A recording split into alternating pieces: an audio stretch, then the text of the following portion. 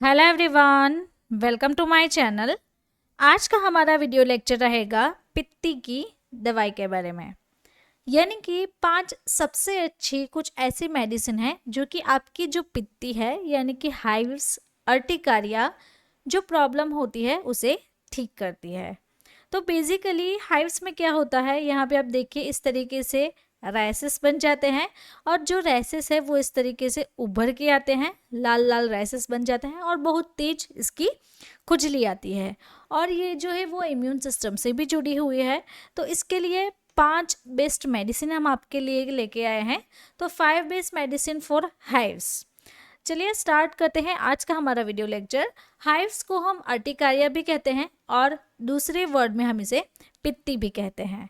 तो आज हम क्या क्या सीखने वाले हैं, सबसे पहले हाइव्स के बारे में जानेंगे। हाइव्स क्या है, किस वजह से होता है, सिम्टम्स क्या है इसके। देन हमारा लास्ट टॉपिक रहेगा 5 बेस्ट मेडिसिन्स। तो चलिए स्टार्ट करते हैं और समझते हैं बीमारी के बारे में।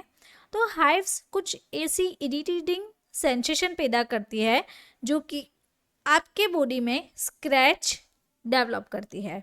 तो पर्सन क्या करता है, यानी कि जो इंसान है वो खुद ही अपनी बॉडी को इस तरीके से स्क्रैच करता है।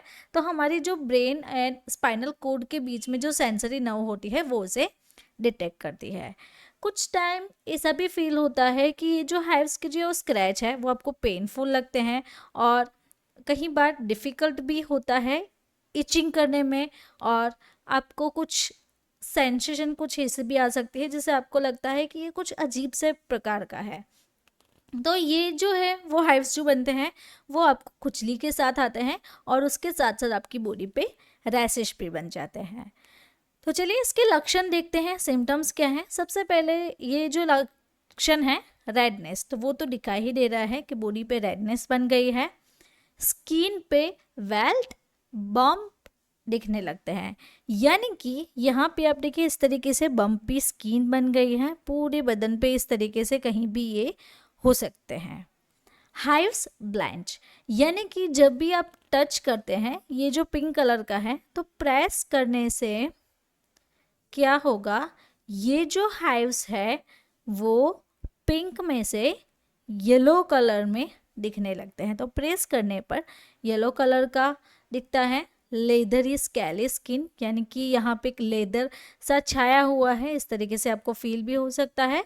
स्किन पे इरिटेशन रहना, तो आपको बॉडी पे इरिटेशन भी लगती है और कहीं ना कहीं आपके पूरे बदन पे हो सकता है, जैसे कि आपके जो लिप्स है वहाँ पे भी हो सकता है, आइज़ के अराउंड, आपके थ्रोट में, ये सारी जगह पे भी आपको हाइव्स हो सकते हैं।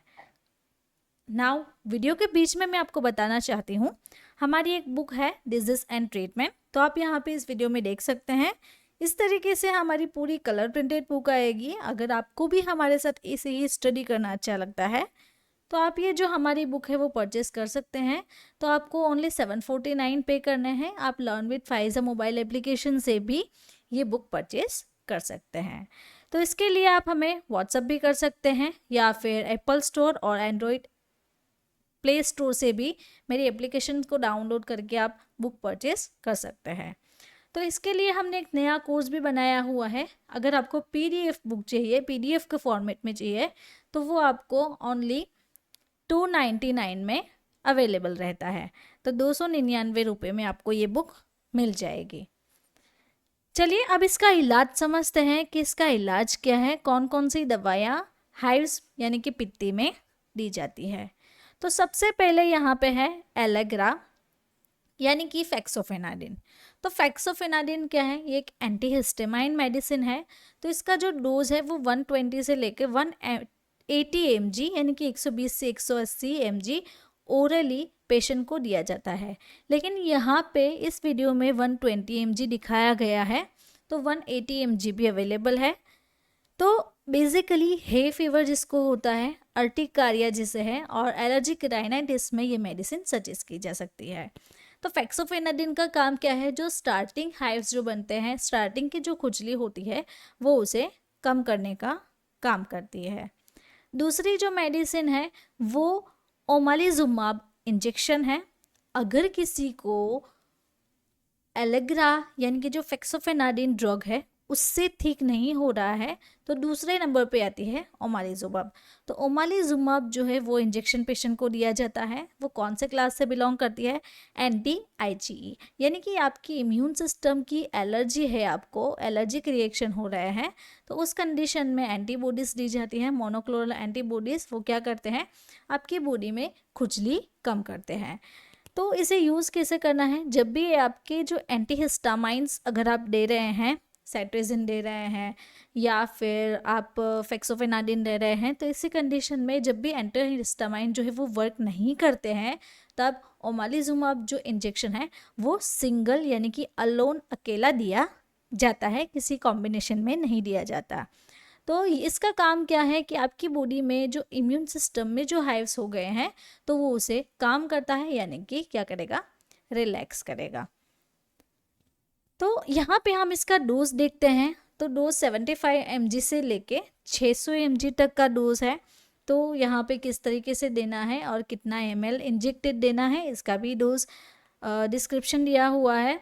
तो 75 mg से लेके 600 mg सबक्यूटेनियसली पेशेंट को देना है एवरी 2 और 4 वीक्स में।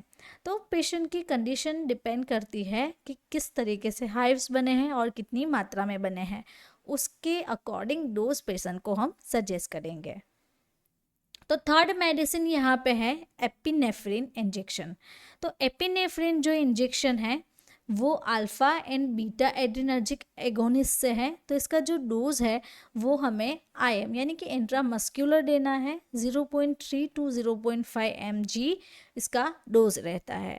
तो यूज़ कब करना है? अगर पेशेंट को जो हाइव्स बन रहे हैं और ये जो हाइव्स है वो फूल गए हैं, यानी कि वहाँ पे स्वेलिंग आ गई है, बहुत ज़्यादा इन्फेक्टेड हाइव्स हो गए हैं, तो ऐसी कंडीशन में हम पेशेंट को एपिनेफ्रिन इंजेक्शन इंट्रामस्क्यूलरली देंगे। फोर्थ नंबर पे यहाँ पे है ओमनाकोर्टिल 10। तो ओमनाकोर्टिल ये जो 10 है वो प्रेडनिजोलोन इसमें ड्रग रहती है, मैक्लियोज फार्मास्यूटिकल कंपनी बनाती है। तो ये एक एंटी इन्फ्लेमेटरी ड्रग है, यानी कि जो इन्फ्लेमेशन होता है, जो बॉडी में हाइव्स के कारण पेन होता है, तो वो उसे रिड्यूस करती है। इसका जो डोज है वो 10 mg दिन में एक बार दिया जाता है। तो 1 टैबलेट पर डे पेशेंट इसका डोज ले सकते हैं। लेकिन पेशेंट के हाइव्स और उसकी मात्रा को देख के इसका डोज भी इंक्रीज हम कर सकते हैं। तो ये कब यूज़ करना है? जब आपको हाइव्स जो है वो ज़्यादा मात्रा में हो गए हैं, जो कि कम से लेके सीवियर यानी कि ज़्यादा हो गए हैं, पूरी बॉडी में, पूरे बदन में फैल गए हैं, तब हम प्रेडनिजोलोन उस पेशेंट को सजेस्ट कर सकते हैं। तो यहाँ पे हमने कुछ लोशंस भी बताए हुए हैं जो कि एलर्जिक रिएक्शन जो होता है, जो खुजली इचिंग होती है, वो उसको कम करती है। यानी कि कैलिड्रिल जो लोशन है वो बॉडी के लिए सूथिंग इफेक्ट देता है। पेशेंट को जो एलर्जिक रिएक्शन होती है वो उससे काम करता है, रिलैक्स करता है। यहाँ पे दूसरा भी है कैलामाइन लोशन। तो कैलामाइन लोशन में भी कैलामाइन, जिंक ऑक्साइड, ग्लिसरीन है, एलोवेरा है। तो ऐसे कुछ कंटेंट हैं जो आपकी बॉडी में जो ड्राइनेस हो जाती है, ईचिंग होती है, जो रैसेस होते हैं, वो उसे रिलैक्स करके अपना काम करता है। देन यूसेरिन, ये भी बॉडी को काम करता है, ये भी स्किन के ऊपर जो ईचिंग होती है, खुजली आती है, उसे रिलैक्स करता है। देन आप अपनी बॉडी के लिए अगर स्किन ड्राई हो गए हैं तो पिरामल का लैक्टोकैलामाइन भी यूज़ कर सकते हैं।